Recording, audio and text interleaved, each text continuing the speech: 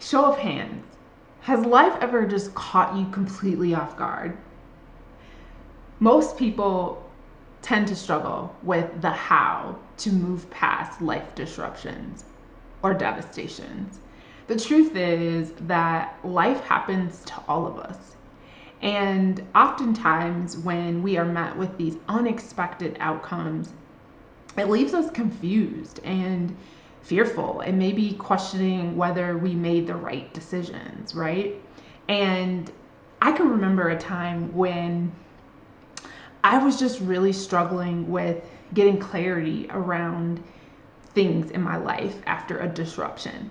And I was just not really sure, and I was just really pondering a lot of things. And so I was on the phone with my husband. I was picking up a few items, and he just asked a simple question like, "What do you want to eat tonight for dinner?"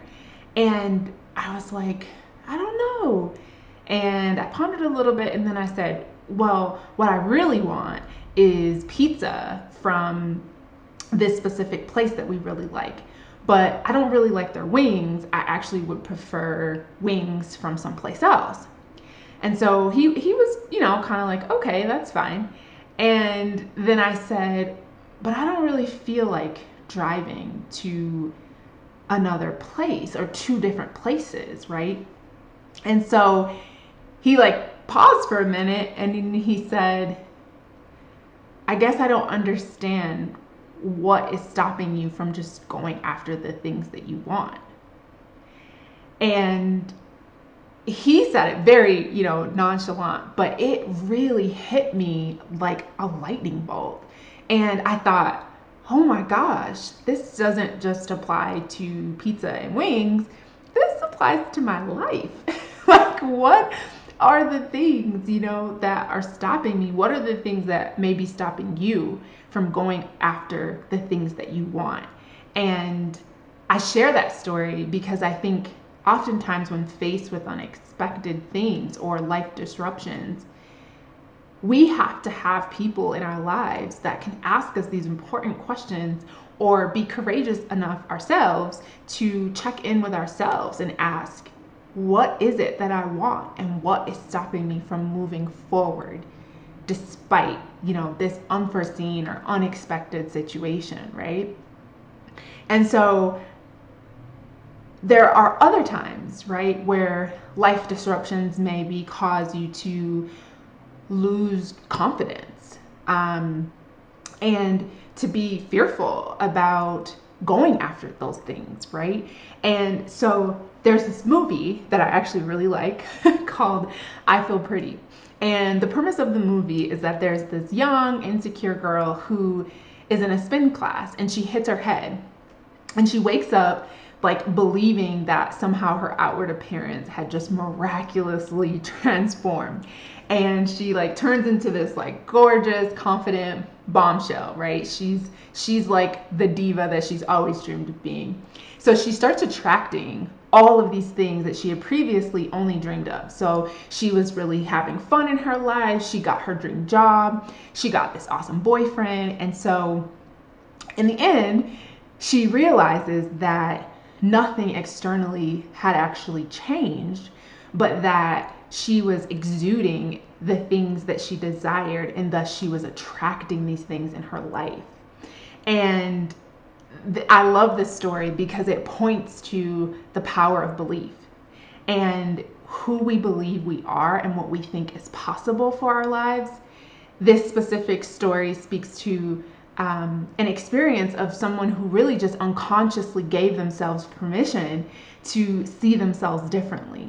And so it begs the question of, outside of life disruption or an unexpected event, how often are you giving yourself permission to see yourself differently or to see the situation differently, right? Being able to be open to a different perspective often brings clarity, but also confidence, right? And so some of the other things I think that come with life disruptions or unexpected events are, I think, self-esteem. I think it kind of shakes your confidence and makes you sometimes doubt yourself. And so you're just not really sure, about what you're capable of anymore, or, the path that maybe you took, you're not so sure that you had it figured all out, right? And so I actually experienced this a couple of years ago when my husband and I moved across the country and for his job. And the plan was we would move for his job, and then I would figure out, what I was going to do. I worked in the social service sector, and so there's usually no shortage in that arena. And I was applying and doing interviews, and after about 4 months, I was just not landing anything, right? And so I was, growing discouraged, and I contemplated, settling for some of the lower paying jobs that I was being offered.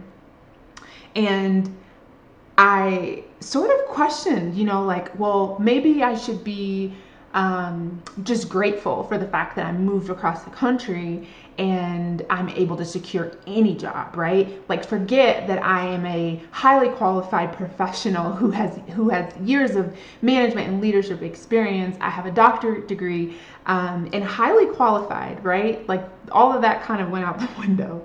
And I was just kind of like, I don't really know, maybe I should just be grateful, right? And I was like processing this one day with my husband, and he said, Bentleys don't go on sale. It costs what it cost. And it was just the matter of fact, statement that I needed to be made in my life, because it really helped me recognize my value, and it helped me to get more confident about what was for me. And in the end, I was able to secure a job that actually paid more than I actually asked for. But the point of that story is that when we doubt ourselves, it creates resistance. And faith, the opposite of that then is faith, which is surrender. And once I committed to waiting well and just settling on what I knew to be true, which is that I brought a wealth of experience that would add value to whatever organization I joined. And I recognized that it didn't serve anyone for me to shrink to fit into this new place, right? And so I learned to wait for the right opportunity to present itself, and an opportunity that would honor my value, right? And so I share that story as well because I wonder, when was the last time delay caused you to doubt yourself? Where you've had this dream and it maybe didn't happen in the timing that you thought, or it maybe happened in a different way, or maybe life disruption came and you just didn't get the dream, right? How many times has that have those type of situations caused you to doubt, right? And so I totally understand how it feels to have life disruptions cause confusion, to shake your confidence, to create fear or self-doubt. And as women, I think we often allow circumstances to dictate our belief about what's possible for our lives.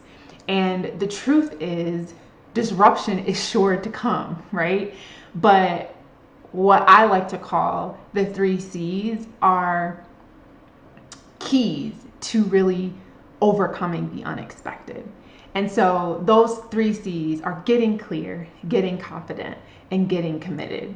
So once you're clear on where you are, what your options are, this is done through asking yourself the right questions, and being honest in your answers, right? And then being confident is about giving yourself permission to see yourself and your circumstances differently, and understanding that it's often disruption that awakens us to this permission. And then the last C, committed. You have to get committed to move forward toward the choice regardless of the outward circumstances. And so once you do these things, you are sure to thrive despite any unexpected circumstance or life disruption.